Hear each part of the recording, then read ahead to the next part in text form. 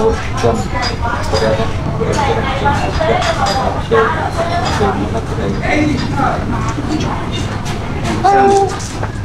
ở mức lần du làm đặt đi sửa toàn phần quan mong là rồi nó phải mà ra nào nó muốn làm chuyện hè cảm ơn ngồi còn gì mong rồi ra nào vô thì theo lẽ nó chân sớm đến không học bằng thầy Chris. Amen.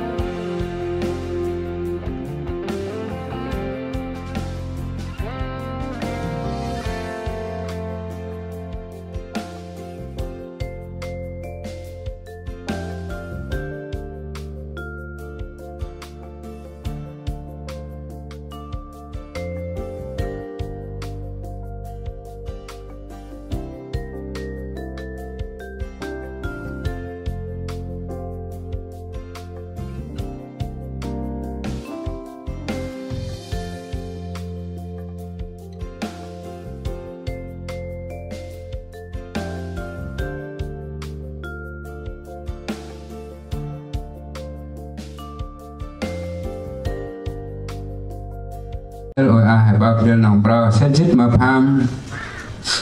bro tầm đi vậy nè các chít rồng quan hệ bro dớt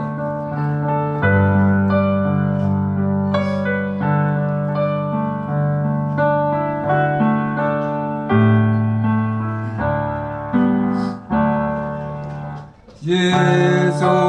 chính mà qua duyên la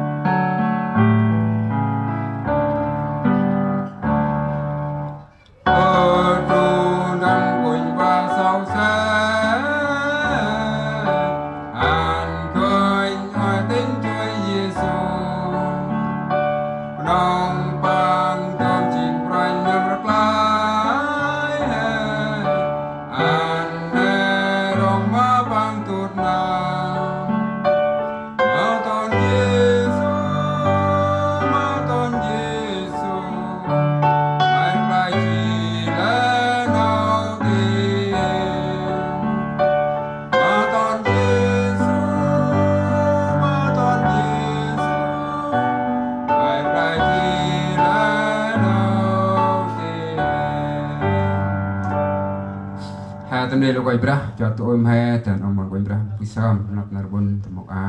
cái pin mà quay bra cũng được hay tận quay đi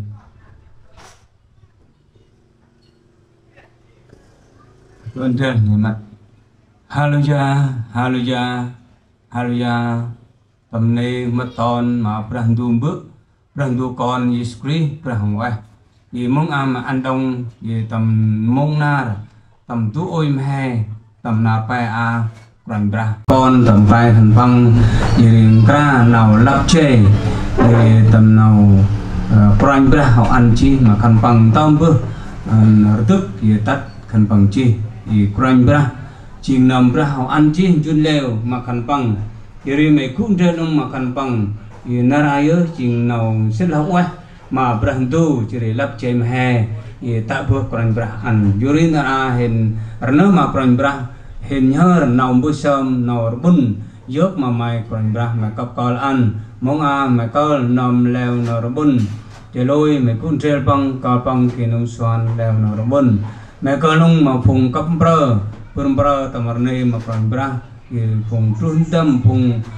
buur chơi nắp vul kan băng bro yor prang bra ăn chi mà kan băng tuôn tên nào khai nông bù chấp thơ nhị chay y prang bra họ ăn chi mà kan băng từ ra nào là học ai tầm nào là học ai mà prang tu mà kan ngin y mong mẹ col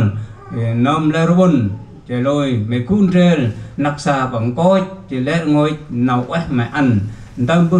kan băng rập thì tất kan băng người chi thì nát prang bra giữa nằm cấp col nặc vul kan băng coi chỉ lẽ nào mà ăn chỉ nào sẽ là prang bra vì mong tân prang tu mất mơ đông mẹ col nào mẹ ngơi cây mà tâm tê cây cả rau hen chỉ mà ăn đông thì cây nông bù nông minh nào nông xoan nào ngạch bra ta bước prang bra nông bù nào mẹ ngơi mày lớp mày tung tầm con trình thừa mày út cây cả tê nào mẹ ngơi prang bra vì con muốn ăn khư ô prang bra mẹ col ăn vì nấp mà lẽ ngồi nào hình tấp nào nó bùn tao bù mông tầm tật lôi kẻ nào đập bắn vì lẽ ngồi tầm phùng nghi bra mày nói thế hen chỉ để ăn kẻ nào mà kẻ nào nông bù hao nuôi chỉ để kẻ nào lai đông tầm nào cho mày ăn hen tầm nào cho nào đi prang bra mong là oai mày hôn nghênh elor hiện lắp mù bùn hiện nhờ lẽ nâu tân hiện bữa sớm linh không mà còn thầy Yisri amen trung tâm tầm này quanh ra em chân phong trung tâm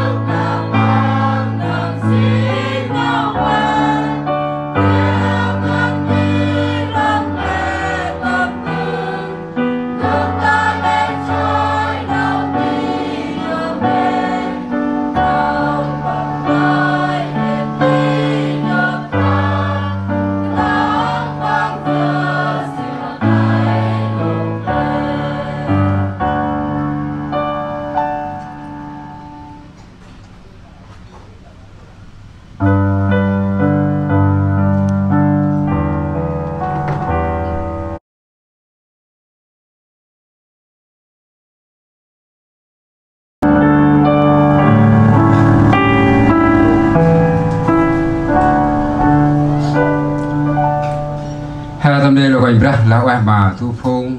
cùng đam hòm bra tầm này một quanh bra qua hè hè tăng nóng nồng bù nào quay free phút nào vơi nồng bù nào đức chung lương mỹ nào quay quanh bra cuốn rel thì nào hè hậu tây bứ thì nào hè hôm cái đóng nồng bù nào về phát sinh nồng bù bra rel nồng bù non hè quay đông kèm mà cái bra hè tầm con rel nồng bù sơn thôi hè lỗ anh bra và hè tăng nồng bù nào vơi quay free đi chào nào vơi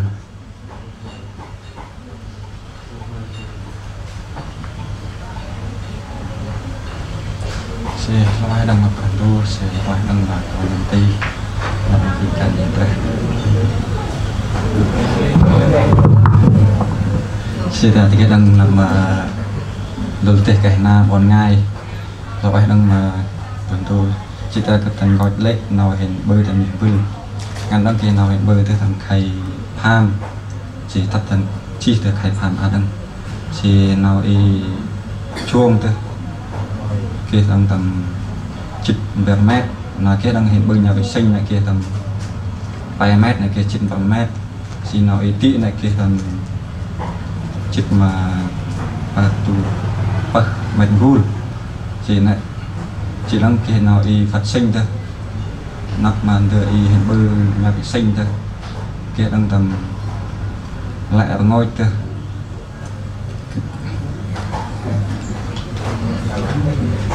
chỉ là bao hàng 50 ngoài triệu chỉ này thôi rồi còn phải đăng chỉ nào đi nạp mà phát sinh như vậy chỉ thân còn phải cũng đưa đăng hình chỉ nào phải non chỉ là bè hàng hình non đăng hàng chỉ nạp mà hình phải dưới phải thao này chỉ là còn triệu vậy chỉ là còn phải cặp cao cũng đưa là xa hình ngắn đăng tuần nào hình bơi như chơi này áp đăng kia nào tắt là xa hình thì là ai đang còn phải học cặp cao lên thì nó đập văn chìm ao không biết đang ngồi em thì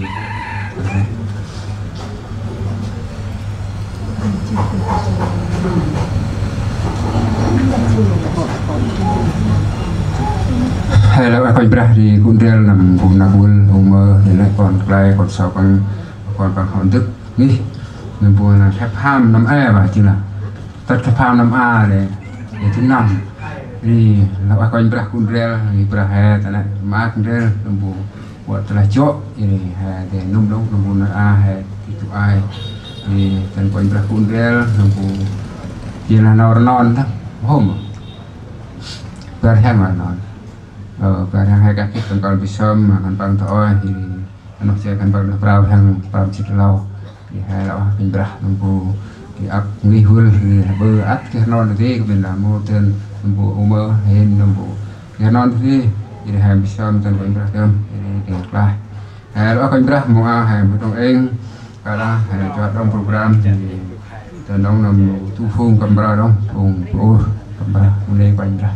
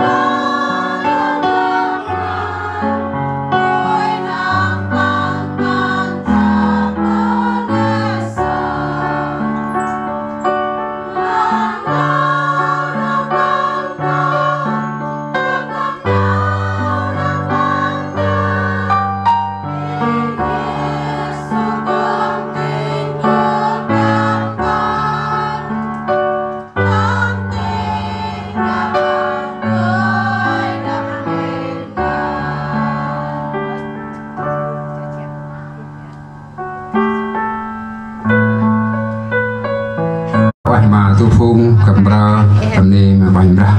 và hè cái trong ấy lập nào bằng tung ơi dan tu he nggan ni prah bằng rak nào bằng tung ơi dan ni prah tu ai yok nào bằng tung ơi hai tu chân nggan ai hè win tầm nào về cả tay tầm rôm sụt hè thì ai hè win tam rong chích ngoài thật lát rong vừa chích thì mà bằng dây ring thì ai kịp tân rắc nào hè nam của nó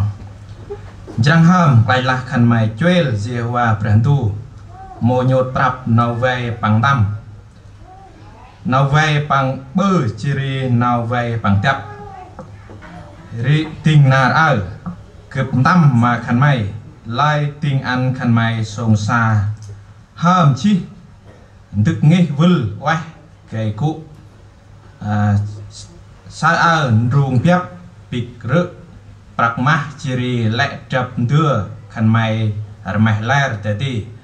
nóc này núi năm khăn mày sờ lau chơi heng Jehovah Prantu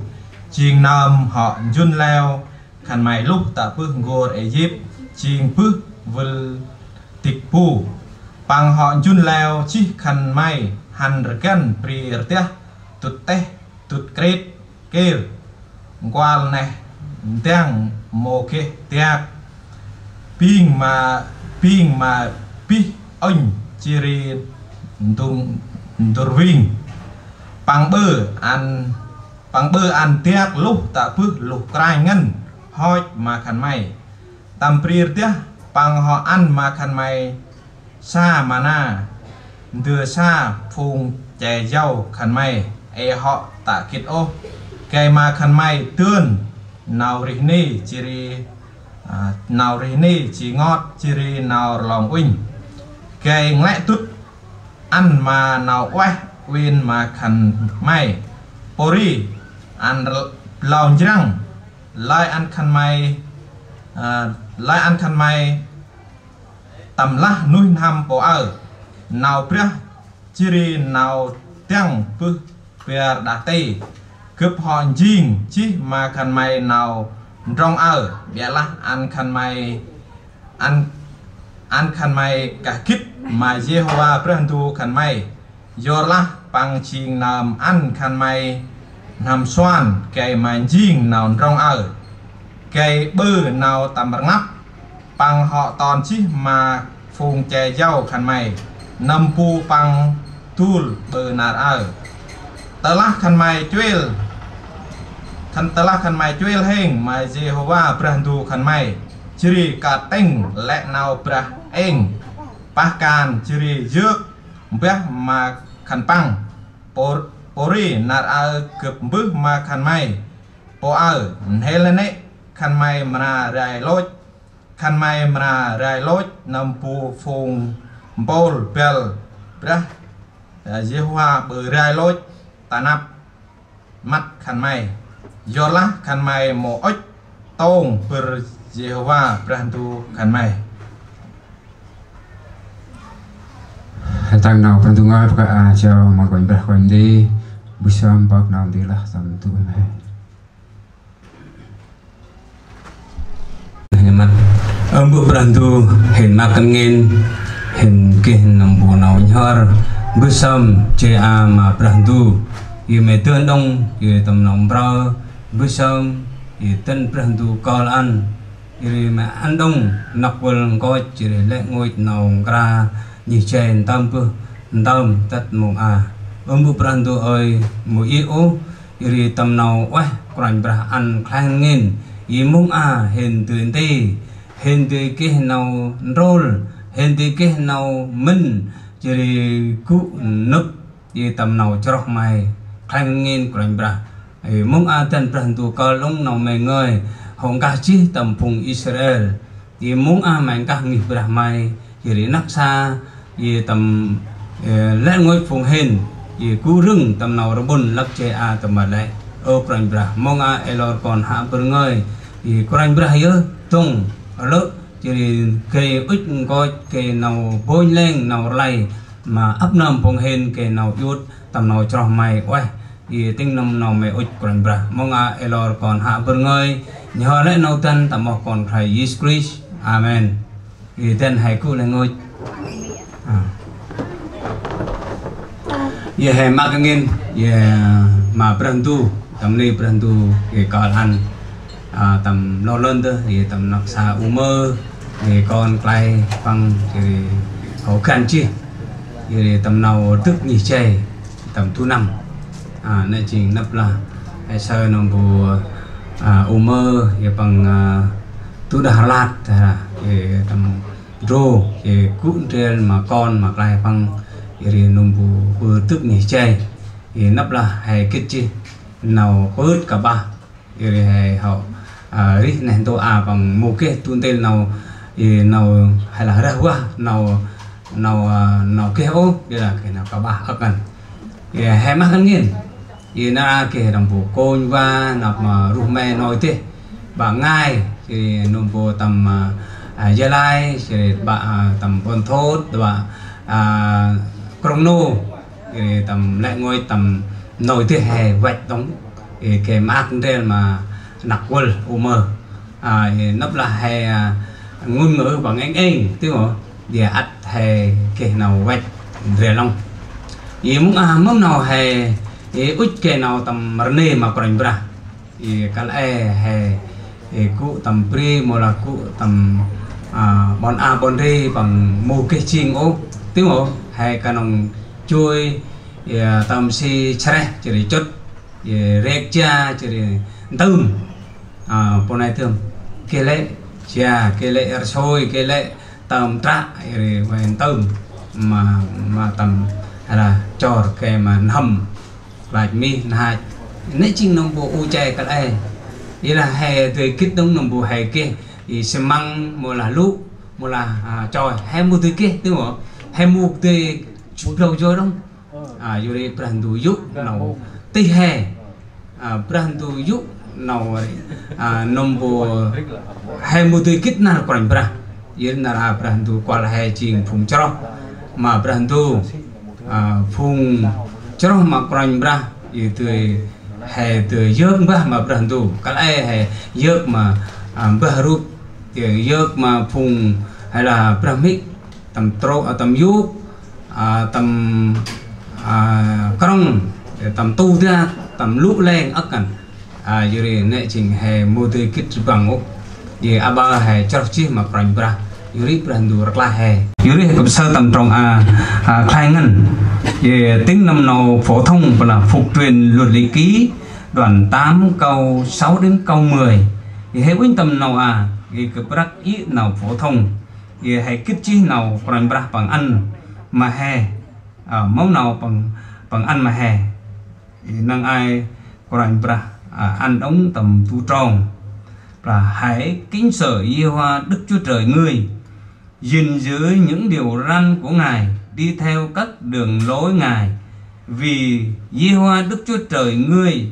sẽ khiến ngươi vào xứ tốt tươi, có nhiều khe suối, nước sâu phun lên trong trũng và trên núi, xứ có lúa mì, lúa mạch, dây nho, dây vả, cây vả, cây lựu, dầu ô liu và mật. Xứ đó ngươi sẽ ăn bánh đầy đủ, chẳng thiếu món chi. Đá xứ đó là sắt, và từ trong núi ngươi lấy đồng ra. Vậy ngươi sẽ ăn no nê và ngợi khen Giê-hô-va Đức Chúa Trời ngươi, vì cớ xứ tốt tươi và Ngài đã ban cho Ngài huynh. Dưới đây mình là tầm nào xứ chính là nằm vùng gor hay kê bà hay mình là cái này hay mình là châu men chè kê tầm si tức một kê piệp cha jadi tiak nghét jadi nor tiak mua bớt ô nó đông hay mình là tầm jadi nên tôi còn brand jean khai ngăn jadi mới là hay sóc hay trồng nó nãy chỉnh khai nghiền cái này còn brand ăn chí nông bộ Adam Eva tầm Garden nombo nè brand tu ăn quay mạc ăn mố cái tu tên nào tây nào hít nào bơ bây là pakai này giòn một tôm còn bra jadi brand tu ngluh lời nông bộ tắt mà còn mà sao tiếng mỏ như nông bộ u che hè một hôm kích bản đồ chuyên tam bơ quanh bra thắc gì tắt như nông bộ quanh bra ăn mà hè lọ lọ tay xích mà quanh bra như nông bộ quanh nâm tì bằng bước coi tàu mềm hàn như này chính là sợ khai nghe ý là hè một kích ô nòng pin này hè một cái kích ô quanh bra ăn này chính lý do quanh bra bằng bờ yuri aber mắm nào quanh bra ăn nồng mà hè yo là hè sát tầm trồng yo là nào bra quanh bra ăn mà phòng hè vậy lẽ nào dụ tay ngân hãy quan tâm episode của ngoài trồng bè hãy quan tâm nào dụ khai ngân tính nằm nào bằng út bờ mà cướp chỉ ngồi hè từ mặt lại tính trồng hay sơ tính nằm bù nào bằng bờ món nào bằng út ăn mà cướp ngồi hè tính nằm bù episode bằng là tầm của ngoài hãy quên trồng bè bằng là tầm nào phổ thông ngợi khen Đức Chúa Trời Cha Đức Chúa Giêsu Christ chúng ta, Ngài đã xuống phước cho chúng ta trong Đấng Christ đủ mọi thứ phước thiêng liêng ở các nơi trên trời. Hãy quên nào dụ pra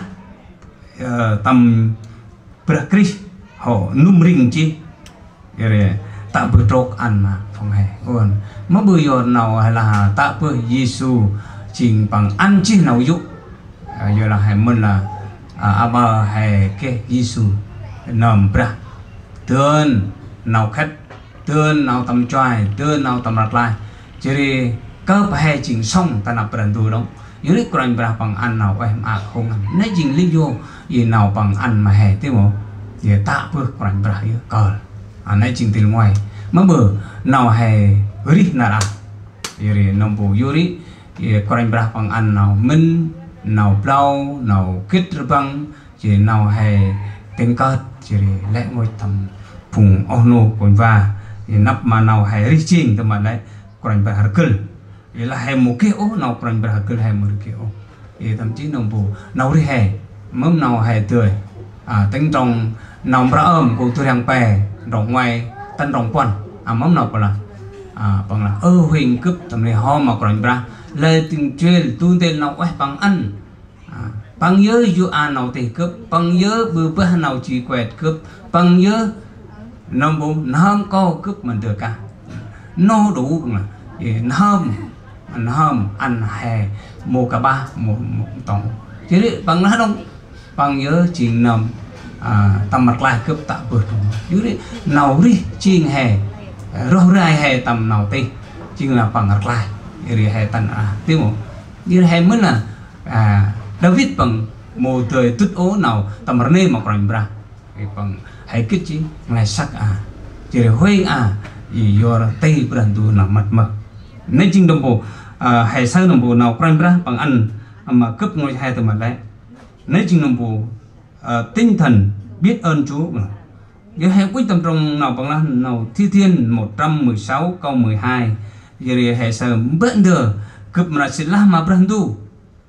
giờ năng ai hay mình là mất được hay sẽ là bền tu giờ bền tu chỉnh ra hay mù thì sao bằng ô thì cái đông hãy sơ Giêsu nằm tầm pal bền tu bước mà hay giờ đấy Giêsu tương hãy từ kết nào bằng ơi nào bằng tí nào bằng ca nào bằng lại tiếng một thì nào bằng dụ đúng thì quanh ra khách ta xem cả dưới thì hãy sát tâm trong này nào quanh ra bằng là David bằng bao lông nào trong chiếc máy bay cướp một cái từ xích mà quanh ra ô dưới cướp nhớ bơ bùng cướp mà nào buổi sớm bảo buổi sớm thì nó hành kinh thì mắm hè từ cái prakril mắm hai tê kê chậm thừa mắm hai tê kê nào minh nằm bù cả tàng cây mà hè tức tùm nằm đi nếu ta là nằm bù che ở mòn khăn bằng cả thế mà để tính hệ quynh tầm nào bền tu ngơi Thi Thiên 127 câu 1 thì hệ quynh tầm trong này mắm là ta làm một cái gì hòa thực nghi nằm tức tầm thường thì cái đấy vùng cái hè mùa đây lỗ mùa tết ô rồi hè mới là tầm mà vùng cái bà bằng do là hay sợ kiểu chậm được ốc bằng bơ chỉnh thì đi còn mà cướp ngồi xe tầm đấy nông bộ bằng ăn nông bộ pe trôi túi nước có ngoài trồng pe trôi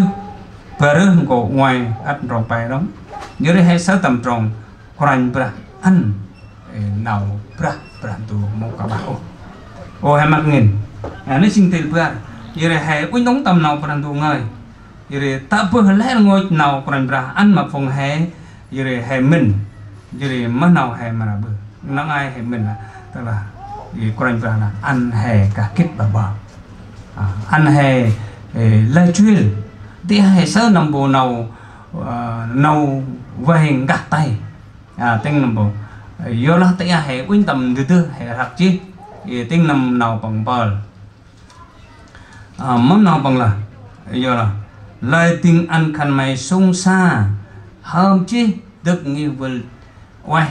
kể cụ sơn rút bếp bị cỡ pragma chơi lẽ chập đờ khăn mày lẽ thì nốt này nuôi nằm khăn mày sườn chuyên hình nhiều hòa bền tù nâm họ ăn run leo khăn mày lúc tạo bừng gọt ấy chip trình bước vân tích phu là bà hay mình là nó này y còn anh bà út là tại hay sờ ngăn nóng hay mình là hay cái gì nào quay cái gì đậm bần hay trình còn mè cái gì nọc vân chỉ nông bù hay đưa hệ thống thì hay chơi nay trình nông bù bằng là lời chơi lỗ jangan trên tôi hay mình là một cái chạy pu ô chạy cướp một cái trận đưa pu ăn ô đưa cướp trôi jadi hay mình là bu nằm hay ri cho nó là chính hay cái brandu ăn đúng không cái brandu cuốn rel cái brandu chạy quỳnh như là tính năm nào quanh ra bằng là trong tâm hẹp lại chứ ấp nghi chính cái nằm bờ bằng nằm bờ ấp đây chính brandu như thế hệ quyết tâm Johan có ngoài trong pe tụi mình này một cái tuần tiền vừa một cái tạo bực rằng đồ ăn rằng tuần trình như thế mới là không hệ quyết trình là rằng tuần trình đúng không tâm nào rằng đồ hắc trình rằng đồ như thế mong ai hệ cái chi tầm trong nào bằng là gì lời ăn hệ chuyên rằng đồ nói trình thì ngoài bằng ích là mà hệ tầm trong lệ tốt tạo bữa rong nào bằng là lời chuyên chính nông bộ nào đi hè kẹp bàn đồ ăn đi hè mùa chơi lỗ đi hè nhờ lỗ lớn thôi hè nông xoan hè bà càn mà còn bữa mà nào bàn đồ ít thế mà đi bữa rong tầm nào chấp đưa tiếng nông bộ là đi lấy ngôi khăn mày lời chơi lỗ lấy đưa khăn mày kê đi đặt bàn đồ dưới đây mình là tầm nào đấy chính là lời chơi lỗ còn bữa bằng khốt nào em mặc jadi tên brandu kudel ya ngitut jadi hemen di membu nào còn bah bằng là tam petro turu có pram rong pơ thì lấy ngọt về ăn bữa sớm dê hoa chừng nằm mật mưa cằn mày ngăn ông vì hay cú đi nên tôi hay ruồi ấp thế mà mắm rồi bà tinh nằm bùa nặc xa ở mòn bằng hồng coi chi hở non cứ đi hàng triêu bà mắm mù ruồi thì mà bữa nửa hay tầm năm ai hay mình là hè hôm kia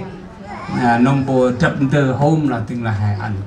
đây là ôi ta bùm ra sóc cờ non lá bùm ra ô cờ non là mấy bùm ra thì ít ăn tầm cờ non chỉ biết đưa hay sóc mua từ kiểu thì mâm nào hay mình buổi sớm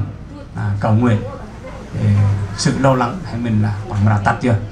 dưới thì là mấy tầm ó tầm con chính là buổi sớm làm buổi sớm chính là nông vụ hay kỳ nông xoan hay hàng ca tiếng một là kỳ nông minh hay vì buổi sớm thì tên brand tu cơ ở mong càn tròn hay bự ăn hay kích nay mưa hay từ chua tròn mà từ tầm bờ hàng triệu ý là ai hay mình là bờ hàng triệu mùa này hay mình là hai ba càn tầm tu năm hay mình tu năm chỉ để lôi năm mưa hay kề lại bữa thấy không lôi năm mưa hay kề lại cà phê dưới đấy hay mình là vang hay mình là nôm bắt lái hay rước nào được ập thấy không yuri he ten koran brah kap kal annam no ne he busam ten brah du yo kal annam abnam he ke he nam yuri he sa tam trong này là he min kanong kít là chậm tờ thơm thì nào minh thơm màu nào theo cái tang thơm năng ai bằng rọc thấy không bằng là rong uinh bằng là là hè nó mà còn ra thì tinh nằm nào bằng bờ yuri như chơi chừng bữa sớm chậm tờ chừng bữa sớm nuôi năm chừng bữa sớm chừng tính năm nào là hè ra nào bữa sớm chỉ nghỉ bữa sớm tức là món đồ này rồi là nào cho dưa cơm của ngoài trồng prao hay cút núp tầm nào cho dưới đây mới là tầm nào cho là chính là hai bữa sớm tiếng không dưới đây là tầm Toronto bờ rước của ngoài trồng bên quan tầm bản này dưới đây hay mình một cái nào em cú núp vậy tiếng trong là nào cú núp này chính một tí là cú ăn bít một tí ô vậy là cú bữa sớm tân brandu cụ trẻ ăn ấp na ấp mông như thế này chơi cướp trình chơi bữa sớm mới nào chơi bữa sớm trình chơi quanh bra uin quanh bra reng quanh bra mất rồi này vì lâu nóng vì mới nào bằng uin tâm chơi trình puni cụ puni bữa sớm puni tầm ngắt tầm cô puni nó bố máu bữa nào quay thì con nào ăn mà mắt quanh bra uin tầm chè mang cô hai bác nghìn thế là hai uin tầm trồng này thì quanh bra bắt ngọt thế là hai tung nào mình là hai tung nào hai can là hai tung nào hai một quay ô chè bằng nông bù bằng lục bằng thu bằng ngài hai uin nông bù nộp cả lại ông nào mòn quanh bra cả lại quanh bra một hôm cún rèn ô yuri samson tiếng ngộ mo quanh bra kun rel o yuri hay sơ nombo tu hay nombo đất nombo yuri hay kari yuri hay muna nào nói chừng quanh bra mo kun rel yuri là nào hay mấy bằng một ai yuri quanh bra sơ hay cái nào mùa sớm sơ hay cái nào tầm ngắp sơ hay cái nào tầm rôm quay chơi bằng đồng tiếng ngộ yuri hay muna trong nhiều chơi một tầm năm tầm riel hoặc là tầm tuy ốc nào tầm năm yuri nào tầm rong yuri quanh bra bằng anh nằm bộ tầm Johan tu rước một con yuri hay sơ tầm rong ibrahim tu rong hay tầm rong rong hay tầm này yuri mua anh tên quanh bra cấp cơ kunrel tầm nặc vul tầm lệ nuôi tầm như là tầm bộ nặc vul là umer ở con lại bằng con nuôi yuri chính là sau bữa ớt hay mưa là nó lại trình hệ sơ nó bù ngay ngăn chỉ ở con bằng ba bằng lệ cụ trẻ anh chứ thì bằng hồng cỗ tại trẻ vậy hết tên của anh bạc cờ đúng mà khăn bằng chạy win khăn bằng tầm mà lại thì cứ một cái ô nó anh lên vậy hệ win ít trong này cái hệ cá nó hệ về tăng về hẻo kết chi thì tên của anh bạc dưới cờ ăn tầm ấp nở dưới là nào hệ ma tiếng họ lập chèm hè con anh bả ăn thì nói chừng nó bù lý do nó bù cái lão quá thì hai cái hầm thì hai cái nào xếp tầm mặt này bả tụ bờ thì hai tông như chơi buổi sớm thì tên con anh bả cặp cờ tầm nắp ra nó bù mơ nắp mà còn băng cái nào bắt áp thì tên con anh bả cũng rè amen.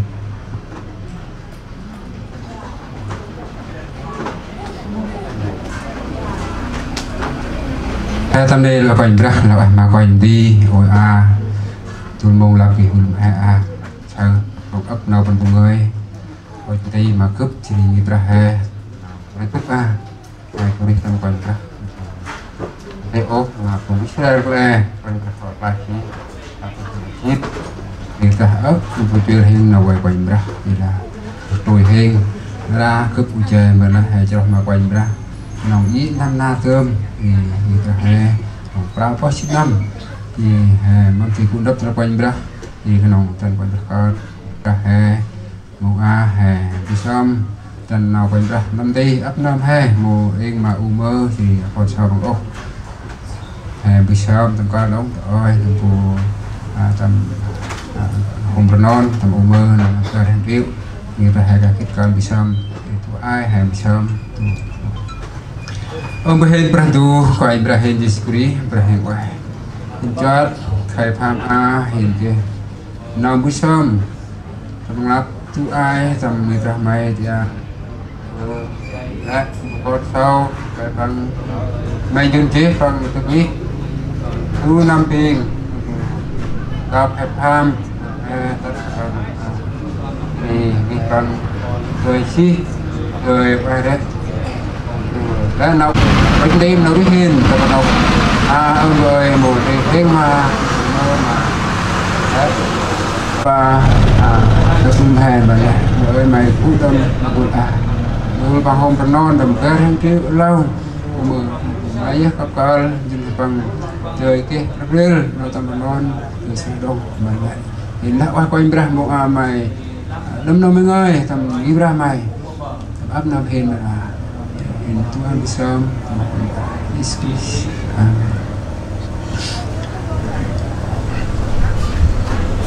Amen Amen thì hai loại quanh ra và thôi trong program thì là vừa ra tầm đi mà quanh ra lo trong cuộc quanh đi bằng sớm là vừa hay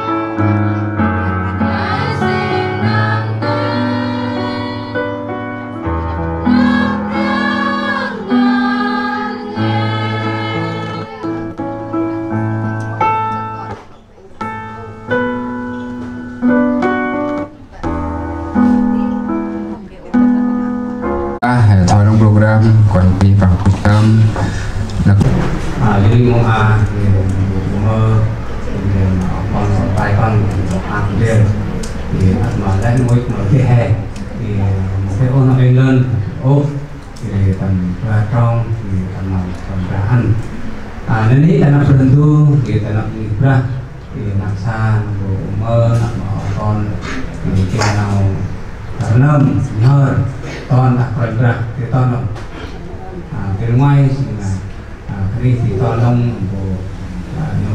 hơn thì sẽ thì chút rau bằng hạt quay mất bằng hạt quay thì như chạy bự còn ra thì ăn mất tầm nằm sàn thì con đồng thì vừa tuần thì sẽ thì buổi sớm thì tầm ngắp tầm khô thì tắt buổi nay vừa là ổ nô và rôm buổi sớm thì lát buổi sẽ tầm ngắp tầm khô quay cái con đồng cái này cái gì thì hè thì cùng cho thì hè buổi sớm thì tuần thì sẽ thì nào quay tầm ban một cái ổ nào lên thì mong cái nào thu ai đông thầy thức lại ngôi thầy thì nào buổi sớm Hallelujah ơn bộ Brantu phải ra tầm ngập chỉ ngoài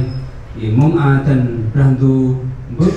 thần Brantu con Isprit thần Brantu mày tương ăn đồng bộ nạp quân mơ lẽ con phải bằng sao bằng còn ra thì tôi phần bằng ra nào bước sớm lập trên hè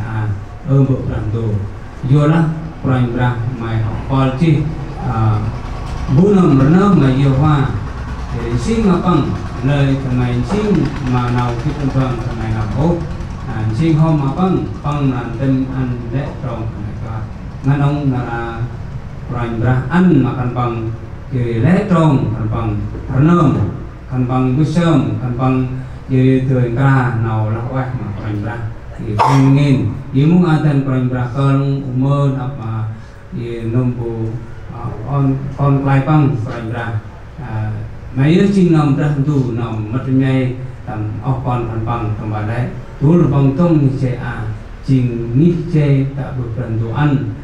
nông bộ pragma chỉnh phần đồ nâm thì si ple mô là trôi xe măng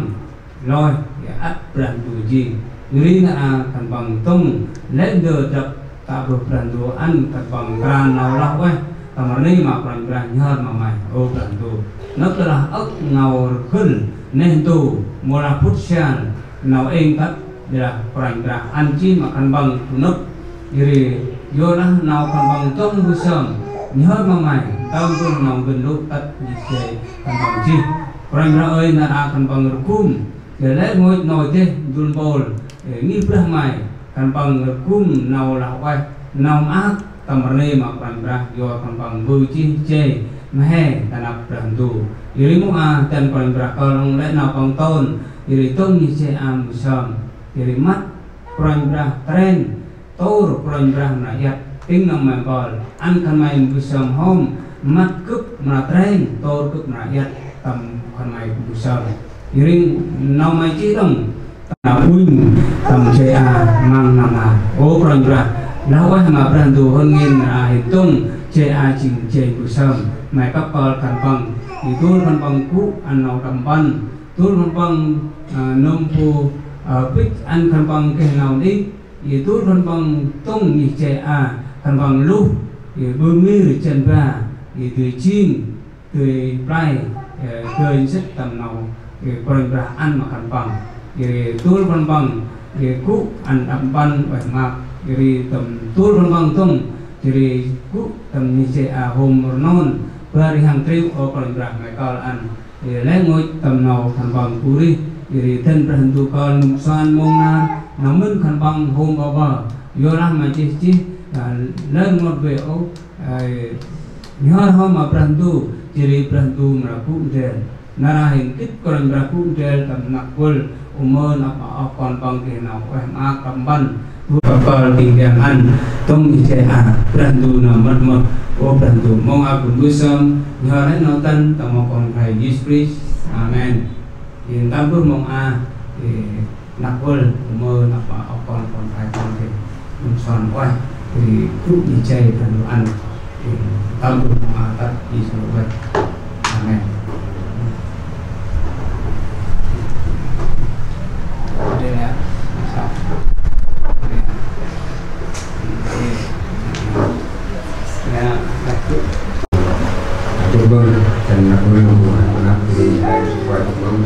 quan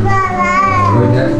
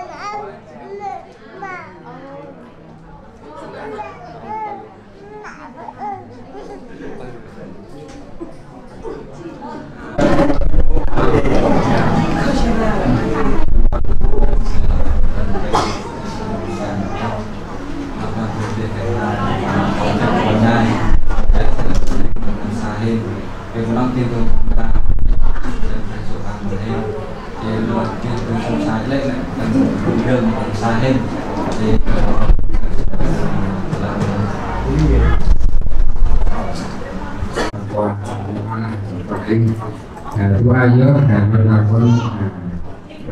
gia mang được phải tiền làm con ông bên đây cũng tận đâu ơi nó mai cũng được anh có thể mai anh nào mà ở trong đàn gì là tôi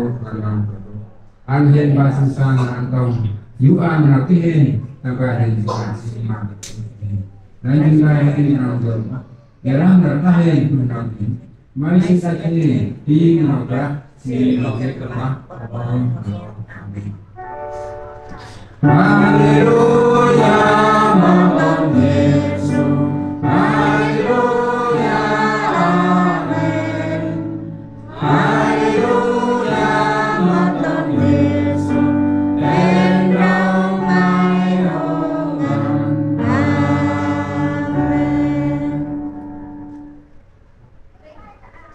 Tình Randu bài ra tầm ngập chỉ ngoài mong a tình ở trong Randu bước tình nào giúp rescue con tình nào quay mát đầm ban ràng quay Randu bút đê tầm nặc bol umơ giờ là lấy ở con bằng họ nhờ như che a mà ràng ra mày cún đê mà cần bằng đầm ban thì mày cấp cơ long lên ngôi phùng cú rừng nào quay mát tạ vừa ràng ra bên lên chỉ hao nuôi chỉ lên ngôi bò phùng hình thì nào đi quay mát tạ vừa Randu mày cấp cơ cũng trên tấm vương mong à tất Giêsu lô vậy. Amen.